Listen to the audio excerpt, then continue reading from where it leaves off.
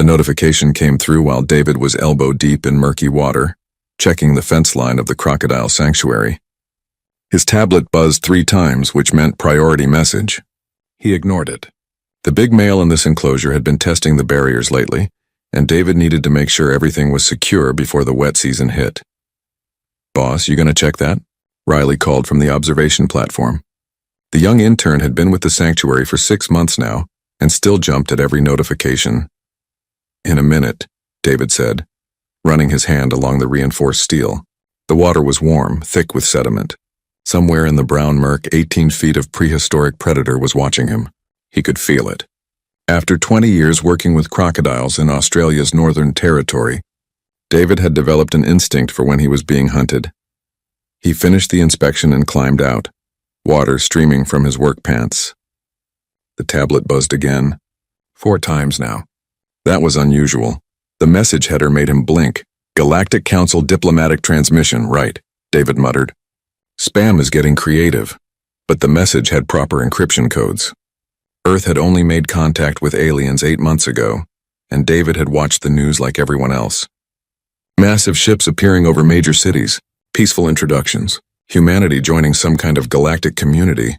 It all felt distant from his work in the sanctuary, where the most advanced technology was the electric fence system. He opened the message. A holographic projection flickered to life, showing a creature that looked like a heron crossed with a person. Thin limbs, elongated neck, feathers that shimmered blue and silver. "Greetings, David Chen of Earth," the alien said in perfect English, though its beak barely moved. "I am Bryn of the Abbott Collective. I serve as cultural liaison for the Galactic Council. We have a unique opportunity for your species." David sat down on the dusty bench. Riley crowded behind him, eyes wide. Bryn explained the Predator Summit, held every 10 years at a neutral space station. Each member species brought their homeworld's most dangerous creature. It was part celebration, part education, part entertainment. Scientists studied the predators. Crowds watched demonstrations. It built understanding between species, showing how different worlds shaped different threats. "Earth has been granted provisional membership in the galactic community," Bryn continued. "Participation in cultural exchanges is required. Your government has selected you as Earth's representative.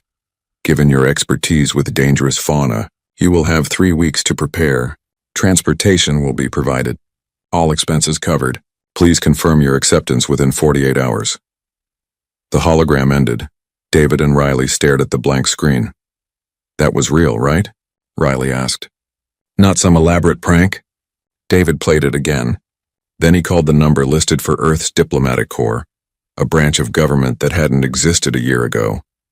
After being transferred 4 times, he reached someone who confirmed everything. Yes, it was real.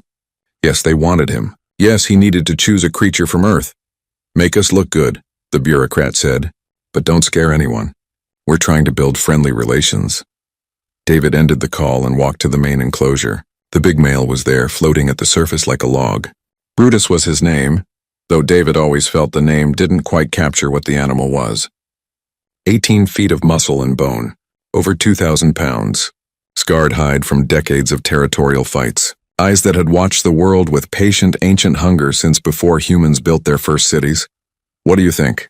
David asked the crocodile. Brutus didn't move. He never wasted energy on unnecessary movement. David spent the next 2 days researching. The Galactic Council had provided files on previous summit entries. He saw creatures from dozens of worlds. The Mothran brought something like a polar bear crossed with a mantis. The Teluvians had a sand-dwelling ambush predator. The Kellen showed off an aquatic creature with paralytic venom. They were impressive, but they were also manageable. Most were the size of large Earth predators. Their hunting strategies were straightforward. The danger levels, while real, seemed limited. Then David found the assessment files Earth had submitted during first contact. Humanity had uploaded massive databases about their planet, trying to prove they were civilized and peaceful. The aliens had reviewed it all. Their notes were fascinating. Earth fauna, diverse but provincial. Predators show standard evolutionary adaptations. Threat level, moderate. Most dangerous species, large cats, bears, comparable to mid-tier predators on 17 other worlds. David read it twice. They thought Earth was safe. They had looked at lions and Tigers and thought moderate threat. They had seen grizzly bears and filed them under comparable to known species. They hadn't understood what they were. Looking at Earth wasn't a peaceful world. Earth was a planet where the oceans had animals that could bite through steel, where insects could kill with a single sting, where the cute-looking creatures were often the most venomous, where prey animals like hippos and buffalo killed more people than predators did. Earth was a nightmare world that had forced everything living on it to evolve weapons, armor, venom, speed, or intelligence just to survive another day. And humans? Humans were the species that had looked at all those monsters and said, "I can hunt that." David made his decision. He called the diplomatic corps back. "I need a specialized transport container," he said. "Reinforced titanium, climate-controlled, large enough for an 18-foot crocodile." There was silence on the other end. "Did you say 18 feet?" the bureaucrat asked. "Yes," David confirmed. "I'm bringing Brutus. Is that necessary?" "We were thinking maybe something smaller. A snake, perhaps, or a lizard." David watched Brutus through the fence. The crocodile had moved into the shade, still motionless, still waiting, still embodying 200 million years of perfect predator evolution. "They asked for a beast," David said quietly. "I'm bringing one." 3 veterinarians stood at the edge of the enclosure, all wearing expressions of deep concern. The oldest one, Dr. Sarah Mitchell, kept shaking her head. "You understand this is insane," she said. "Not a question. A statement of fact." David nodded. "Completely. Can you do it? Get a massive crocodile ready for space travel? Check his health? Make sure he survives in an artificial environment on an alien space station?" She paused. "Yes. Will I enjoy the paperwork?" "Absolutely not. The preparation took all 3 weeks. Brutus needed a full medical examination, which meant sedating him. That alone was a complex operation. The crocodile fought the drugs for 20 minutes, thrashing in the water hard enough to crack the concrete edge of his pool. When he finally went under, 6 people were needed to lift him onto the examination platform. David stood beside the unconscious predator, one hand resting on the rough scales. Up close, Brutus looked even more impressive. Every scar told a story. The missing teeth had been replaced by new ones, part of the continuous replacement system that meant crocodiles never ran out of weapons. The muscles under the skin were dense, powerful, built for explosive strikes. "Heart rate is good," Dr. Mitchell reported. "Lungs clear. No parasites. He's actually in remarkable health for his age." "How old do you think he is?" one of the younger vets asked. 60, maybe 70 years, David said. "Hard to tell with saltwater crocodiles. They can live over 100 years in the wild. And he's still growing? Slowly. They never really stop." The containment unit arrived a week before departure. It came in pieces delivered by military transport and required a construction crew to assemble on site. The finished product looked like something between a tank and an aquarium. Reinforced titanium walls 6 inches thick, viewing windows made of transparent aluminum, strong enough to withstand incredible pressure, climate control systems that could maintain exact temperature and humidity, a filtration system for the water section. "This could hold a killer whale," Riley observed. "Let's hope it holds Brutus," David replied. They practiced loading procedures. Brutus would need to be guided into the transport unit without sedation if possible. Sedating him twice in a month was risky, and David didn't want to start the summit with a groggy, irritable crocodile. That would be dangerous for everyone. Ambassador Patricia Hall visited 4 days before launch. She arrived in an expensive suit that immediately looked out of place in the muddy sanctuary. She stood as far from the enclosures as possible. "Mr. Chen," she said formally, "I wanted to discuss your choice of creature." "Brutus." "Yes, Brutus." She glanced at the containment unit. "The Council is concerned that this might send the wrong message. Earth is trying to establish itself as a peaceful, cooperative member of the galactic community. Bringing an aggressive predator might contradict that image." David had expected this conversation. "Ambassador, they specifically asked for our most dangerous beast. That's the whole point of the summit. If we bring something small and harmless, we look weak or dishonest. But surely we have options that are dangerous but less threatening in appearance." "Like what?" She consulted her tablet. "A rattlesnake? A black widow spider? Even a shark would be more palatable. A rattlesnake warns before it strikes. A black widow is tiny. A great white shark needs ocean space we can't provide in transport." David pointed at Brutus's enclosure. That is an apex predator that has survived unchanged for 200 million years. It's patient, intelligent, and efficient. When it hunts, prey doesn't get a warning. It's there 1 second and gone the next. That's what makes it terrifying. That's what makes it honest. Ambassador Hall was quiet for a long moment. You really think this is the right move? I think lying about what Earth is would be a mistake. They've seen our databases. They think we're soft because we have cities and art and diplomacy. But we built all that on a planet that tried to kill us every single day. We survived by being tougher than everything else. Brutus represents that truth. She left without giving approval, but she didn't stop him either. The day of departure arrived. Moving Brutus into the containment unit took 4 hours. David used food to lure him, carefully positioning chunks of meat to create a trail. Brutus moved slowly, suspiciously, testing every surface.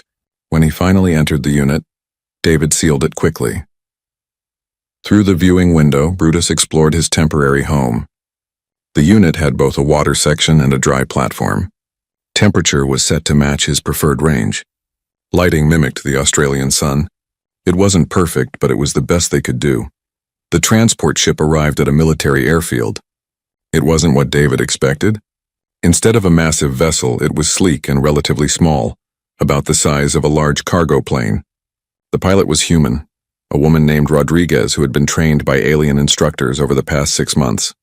First time flying to a space station, she said cheerfully. No pressure. The containment unit was loaded into the cargo bay. David strapped in beside it, refusing to be separated from Brutus. As the ship lifted off, he watched through the window as Earth fell away below. The sanctuary became a tiny dot, then disappeared into the green landscape of northern Australia. Space was quieter than David expected. The ship hummed, but there was no roar of engines, no violent shaking. Just smooth acceleration and then the stars appearing around them as they left the atmosphere. Waypoint 7, here we come, Rodriguez announced. ETA 18 hours. Try to get some rest. David couldn't rest. He kept checking on Brutus through the viewing window. The crocodile had settled on the platform, eyes half closed but still aware. Still watching. Still being exactly what he was, a perfect predator with nothing to prove and everything to show. Somewhere ahead, aliens were gathering at the summit. They were expecting something manageable from Earth, something that would confirm their assessment that humanity came from a safe, simple world. David smiled in the darkness of the cargo bay. They were in for a surprise. Waypoint 7 looked like a wheel floating in the black. David pressed his face against the viewing port as the station grew larger. Lights sparkled across its surface and ships of various designs docked at ports around the rim. Some were organic-looking, grown rather than built. Others were geometric and precise. A few defied any logic David understood, their shapes seeming to shift as he watched. Impressive, right? Rodriguez said from the pilot seat. 500 species call this station home. Another 1,000 visit regularly. You're about to meet more aliens in one day than most humans will see in their lifetime. They docked smoothly. The airlock cycled, and David felt the slight change in air pressure as Waypoint 7's atmosphere mixed with the ship's. It smelled different. Cleaner, maybe, with a hint of something floral. 2 station workers met them at the cargo bay, both wearing environmental suits. Through the helmets, David could see they weren't human. One had too many eyes. The other had skin that glowed faintly blue. Delegate Chen, the glowing one asked. Voice translated through a device on its suit. I am Porter Finn. This is Porter Sill. We will transport your entry to the holding area. They seemed professional but uninterested. Just another job. The containment unit was loaded onto a gravity sled, and they started through the station corridors. David had seen pictures of aliens, of course. Everyone on Earth had. But walking through a station filled with them was different. A creature that looked like a walking plant shuffled past. Something with too many legs skittered along the wall. A group of beings made entirely of what appeared to be crystal, chimed to each other in a language of musical tones. They reached the holding area, a massive space divided into sections for each species. David counted 23 containment zones, each modified to match different environments. One was completely frozen. Another burned with visible heat distortions. A third was filled with gas so thick he couldn't see inside. Earth section is here, Finn said, pointing to a relatively simple area with standard atmosphere and temperature controls. Your entry will be held until presentation time. Other delegates were present, checking on their own creatures. A tall reptilian being stood near a large enclosure watching something massive move inside. Another delegate, barely 3 feet tall and covered in fur, was hand-feeding something in its container. Brutus's unit was positioned between 2 others. David immediately checked the seals, the temperature, the water quality. Everything was stable. Through the viewing window, Brutus floated motionless, only his eyes and nostrils above the waterline. "Is that it?" someone asked in English. David turned to find Bryn, the avian alien who had sent the original invitation. "Your entry is a reptile?" "Saltwater crocodile," David confirmed. "Apex predator from Earth." Bryn tilted its head, a very bird-like gesture. "I see. It appears somewhat small compared to other entries." Before David could respond, a loud voice boomed across the holding area. "Attention all delegates. Presentation order has been finalized. Please check your schedules." David's tablet buzzed. He was scheduled last. Perfect. He could watch the others and see what Brutus was up against. The presentations began 2 hours later in the main arena. David had never seen anything like it. The arena floor was half a mile across with seating that rose up in steep tiers. Thousands of aliens filled the galleries, their voices creating a noise that sounded like wind and water and machinery all at once. The first entry was from the Kellen, Bryn's species. They presented a creature called a spine singer, something that looked like a floating mass of tentacles with bioluminescent patterns. In a water-filled arena, it demonstrated its hunting technique, paralyzing holographic prey with electrical pulses. The crowd appreciated it. Polite applause, interested chatter from the xenobiologists in the commentary box. "Score, 7.2, the announcer declared. Next came the Mothran ice stalker, a 6-legged predator covered in white fur. It moved through a frozen environment with pack coordination, working with 2 others of its kind to corner and bring down prey. Impressive teamwork. Score 7.8. David watched each presentation carefully. The creatures were dangerous, yes, but they were also predictable. The ice stalkers telegraphed their attacks. The spine singer was limited to water. Each predator had clear strengths and clear weaknesses. Then came the Drin entry, a pack hunter about the size of a wolf but with 6 legs and mandibles that could shear through metal. The creatures worked together with frightening intelligence, using tools and tactics that seemed almost military in nature. Score, 8.1. The crowd was excited now. This was the highest score so far. The Drin delegate, an insectoid being nearly 10 feet tall, accepted congratulations from others nearby. But the energy in the arena changed when the next entry was announced. From the Vrol Empire, Commander Salk presents the Razorback. The Vrol were a species David had read about. Reptilian, militaristic, proud. They had won the last 3 summits, and they clearly expected to win this one too. Commander Salk was massive, nearly 8 feet tall, covered in scales that looked like armor plating. He stood at the arena's edge with absolute confidence as his creature was released. The Razorback was a monster. 12 feet tall at the shoulder, covered in bony protrusions that gave it its name. It had 4 legs as thick as tree trunks and a head that was mostly jaw. When it roared, the sound shook the arena. The demonstration was brutal. The Razorback tore through barriers, smashed holographic prey into digital fragments, and moved with speed that seemed impossible for its size. It was raw power given form. The crowd went wild. Score 9.3, a new summit record. Commander Salk raised his arms in triumph. Other Vrol in the audience chanted his name. The celebration went on for several minutes before order was restored. David felt eyes turning toward him. The human, the last presenter, the one bringing a reptile from a planet the galaxy thought was harmless. Around him he could hear whispers. Some were translated by his device. Others came through clearly enough, poor human, following that performance. Earth's entry is so small. This will be embarrassing. David stood and walked toward the preparation area. A station worker was already moving Brutus's containment unit into position. "Ready?" the worker asked. David looked through the viewing window. Brutus hadn't moved in hours. Just floating. Just waiting. 200 million years of patience encoded in his DNA. "Yes," David said. "We're ready." The arena floor transformed as David requested. Panels slid apart and water rushed in, filling roughly a third of the space. The edges became muddy banks with scattered vegetation. It looked like a river crossing, the kind of place where animals came to drink. In the commentary box, one of the hosts spoke. An interesting choice by the human delegate. His entry appears to require aquatic conditions. This may indicate limited adaptability. Another commentator chimed in. We've reviewed Earth's databases. Crocodilians are ambush predators, semi-aquatic. They have remained evolutionarily stable for millions of years, which suggests limited environmental pressure. This is typically associated with lower-tier predator worlds. David heard every word through his translator. He said nothing, just stood at the arena's edge as workers positioned the containment unit. The crowd was restless. After the Razorbacks' performance, anything else seemed like a letdown. Delegate Chen, the announcer called. Please present your entry. David stepped forward. Thousands of eyes from dozens of species watched him. He felt very small and very human in that moment. Earth is classified as a moderate threat world, he began, his voice amplified across the arena. Our predators are considered comparable to mid-tier species.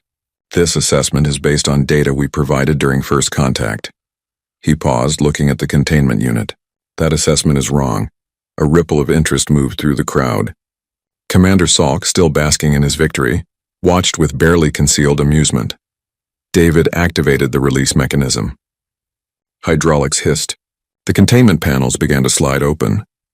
Earth is not a safe world, David continued. It's a planet where the ocean has animals that weigh 200 tons, where insects carry enough venom to kill with a single sting, where the weather itself can destroy cities. Everything that lives on Earth survives because it evolved to be dangerous. The panels opened fully. For a moment, nothing happened. Then Brutus emerged. He moved slowly, deliberately, each step calculated. His head came first, those ancient eyes scanning the new environment.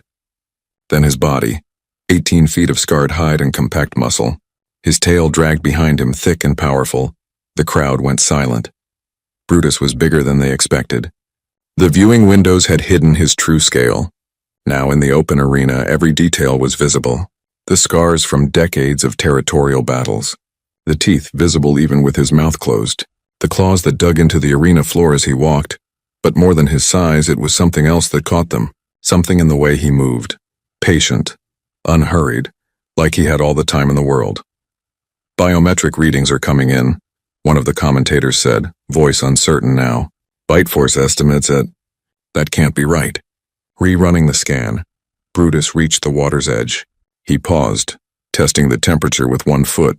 Then he slid in, disappearing beneath the surface so smoothly it barely created a ripple. The crowd leaned forward. Where did he go? Only his eyes and nostrils remained visible, positioned on top of his skull in a way that let him see and breathe while the rest of him stayed hidden. His scales matched the murky water perfectly. If you didn't know exactly where to look, you'd never see him. Holographic prey activated, the announcer said. A large quadruped appeared near the water's edge. It was programmed to act like a real animal, moving cautiously, testing the ground. It approached the water to drink. Brutus didn't move, didn't even twitch. Seconds passed. Then a minute. Is it broken? Someone in the crowd called out. Laughter followed. He's not broken, David said calmly. He's hunting. The holographic animal relaxed slightly, convinced the water was safe. It lowered its head to drink. Brutus exploded from the water. There was no warning. No preliminary movement. One moment he was invisible beneath the surface, and the next he was airborne, jaws open impossibly wide. He hit the hologram with over 2,000 pounds of force, moving at 25 miles per hour. His jaws closed with a sound like a gunshot. The bite force sensors registered the impact. 3,700 pounds per square inch. The hologram's structural integrity rating was shattered instantly, but Brutus wasn't done. Still gripping the hologram, he rolled. His entire body twisted in a violent spiral, a technique evolved over millions of years to tear limbs from bodies and drown struggling prey. The hologram was ripped apart by forces that would have destroyed bone and muscle. The arena was dead silent. Brutus returned to the water, sliding back beneath the surface as if nothing had happened. Back to floating, back to waiting. What? The commentator started, then stopped. Analysis is showing. The strike success rate for this hunting method approaches 99% under optimal conditions. The prey had no defensive opportunity. Zero reaction time. David spoke into the silence. Saltwater crocodiles have survived for 200 million years virtually unchanged. They don't need to evolve because they're already perfect at what they do. They can go a year without eating. They can wait days for the right moment. And when they strike, it's over.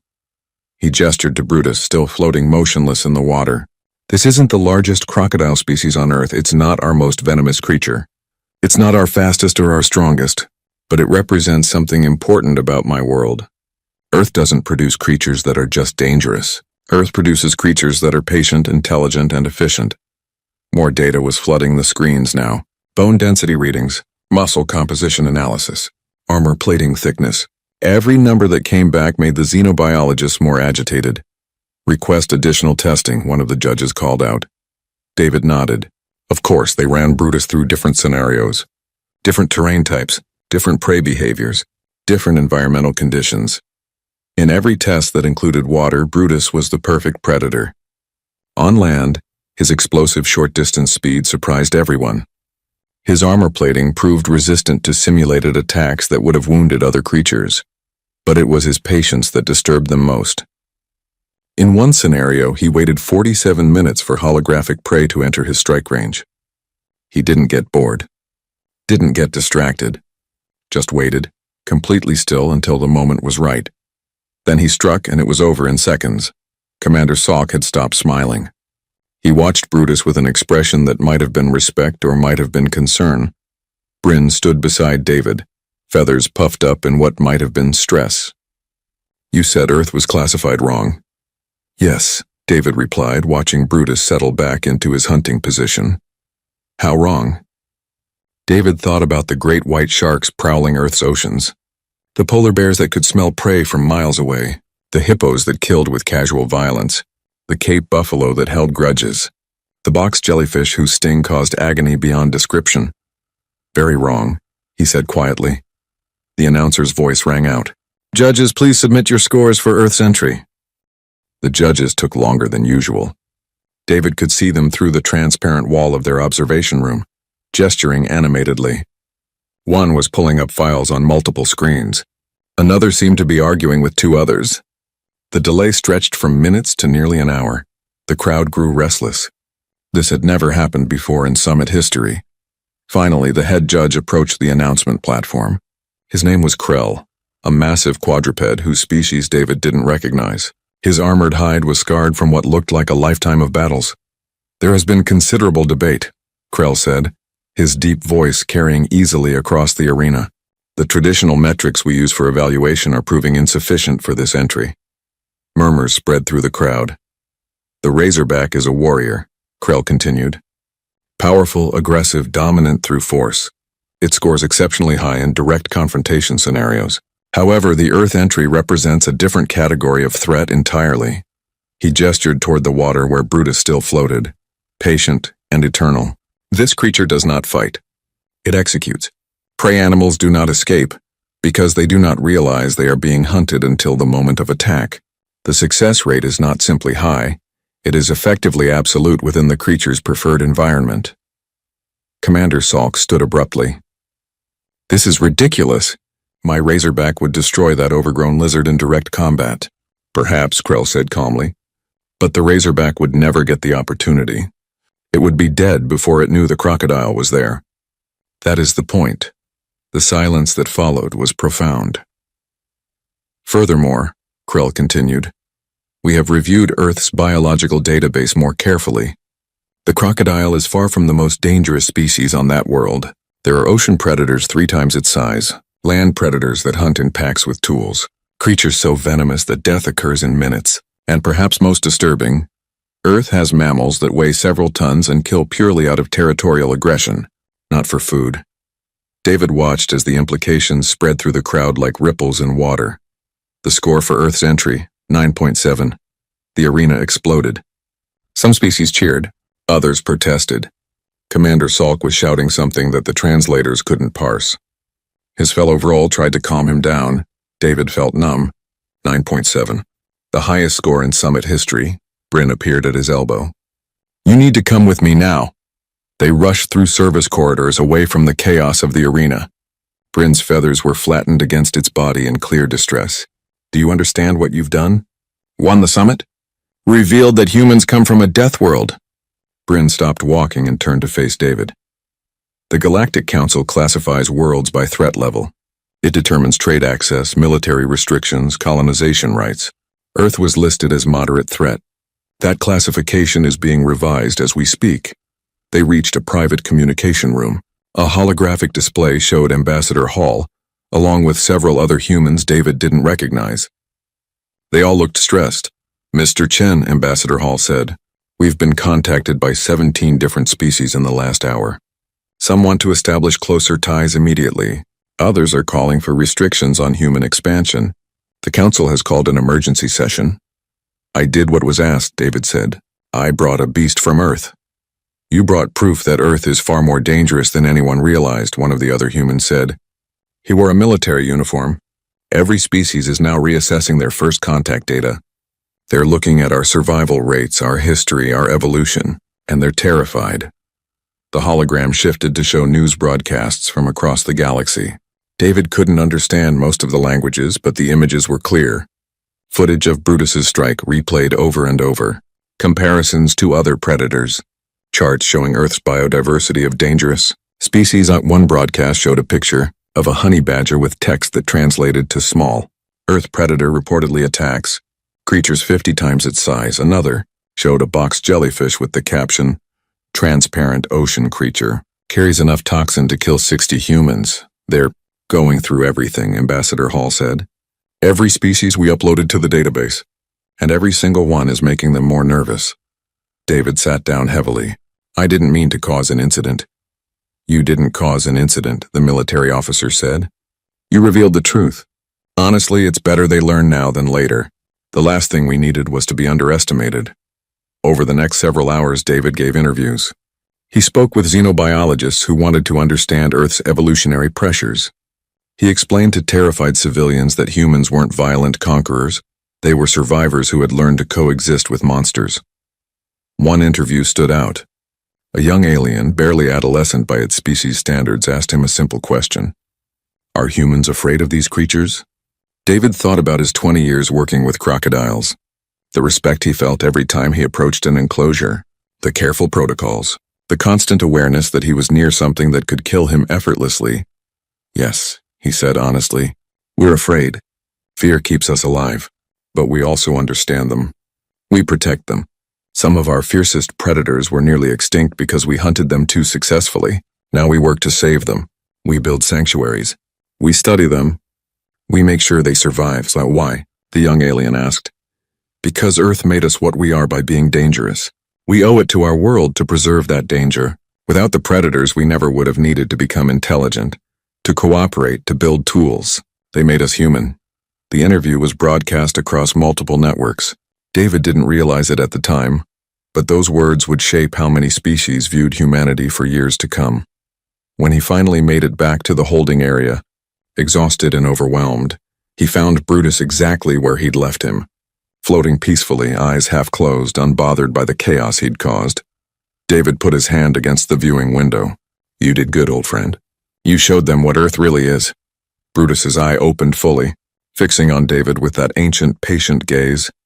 Somewhere in the station, the Galactic Council was meeting to discuss Earth's new classification.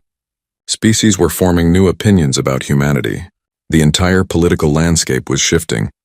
But in the holding area, a man and a crocodile shared a moment of perfect understanding. They had both done exactly what they were made to do. The transport ship felt different on the return journey. Rodriguez was quieter than before, and she kept glancing back at the cargo bay where Brutus rested in his containment unit. "You're famous now," she said finally.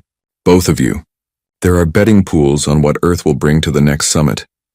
David was too tired to care much about fame. He'd spent 3 days on Waypoint 7 answering questions, attending meetings, and trying to explain that humans weren't planning to conquer the galaxy. It was exhausting.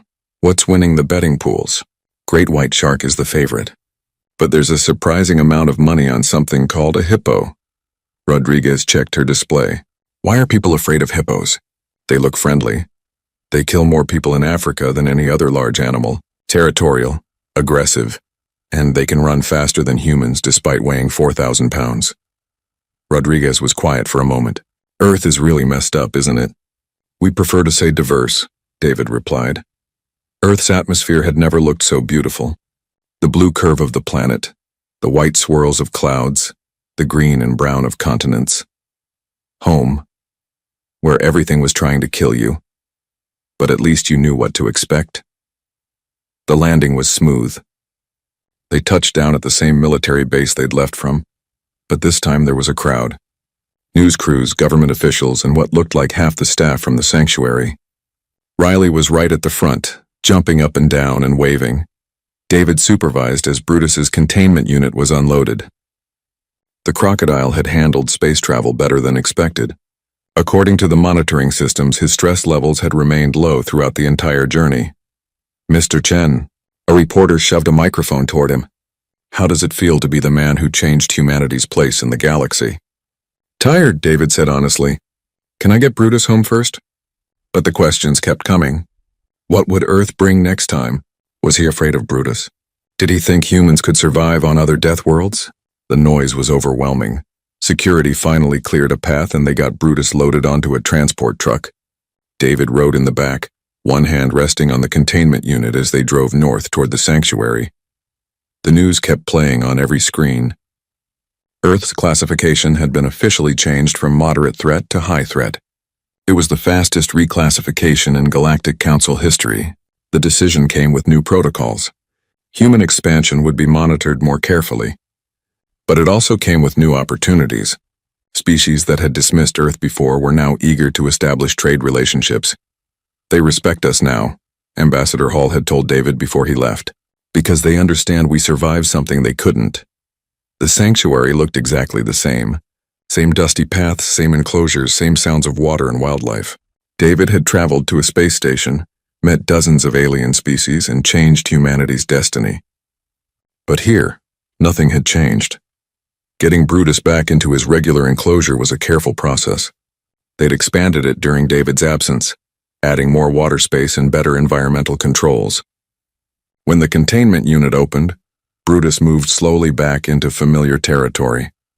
He slid into the water, submerged completely, then surfaced near his favorite basking spot. The late afternoon sun caught his scales.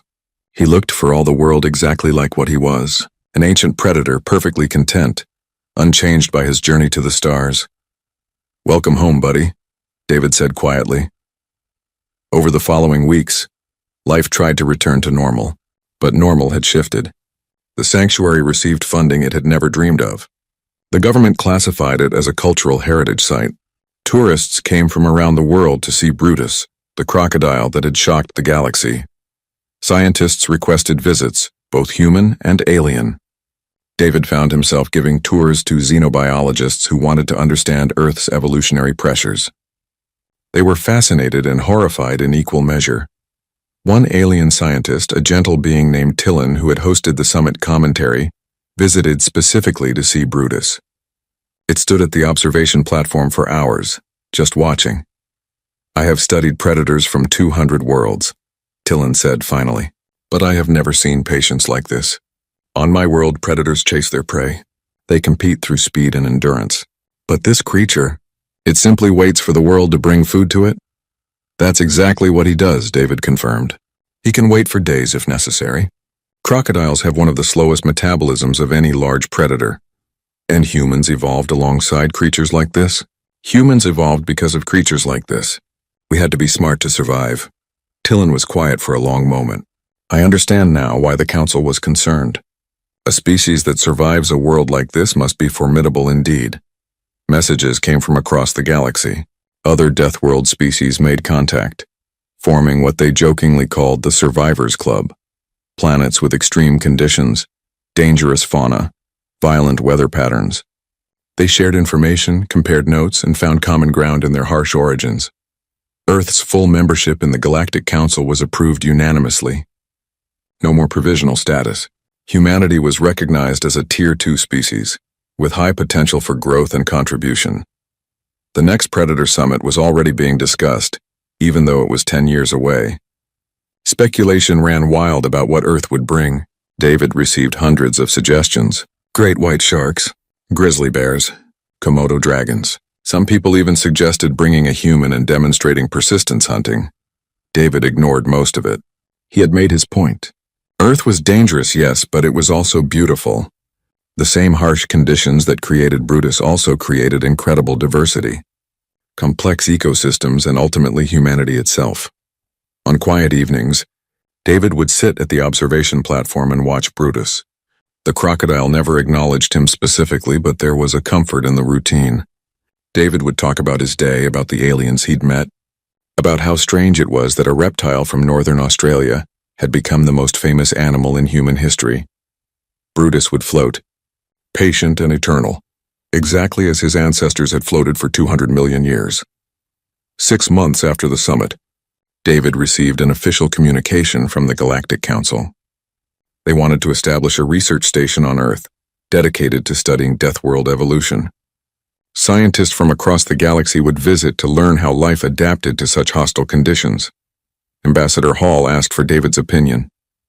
This could mean significant funding, scientific advancement, and cultural exchange. But it also means opening Earth to intense scrutiny. What do you think? David thought about Brutus, about how the crocodile had never tried to be anything other than what he was. No pretense, no hiding, just honest, perfect predator efficiency. Let them come, David said. Let them see what Earth really is. We survive by facing our world honestly. We'll face the galaxy the same way. Years later, when humans began settling other worlds, they always brought careful documentation of Earth's species, not as warnings, but as reminders. Reminders of where they came from. Reminders of what shaped them. And on every human world there were sanctuaries. Places where Earth's creatures were protected and honored, because humanity understood something that other species were just learning. Monsters made them survive. But choosing to preserve and protect those monsters made them human. In his enclosure in northern Australia, Brutus floated in the water, unchanging and eternal. The crocodile that had traveled to the stars and shown the galaxy what Earth truly was. He had no idea he'd changed history. He was simply being exactly what 200 million years of evolution had made him, and that, in the end, was the point.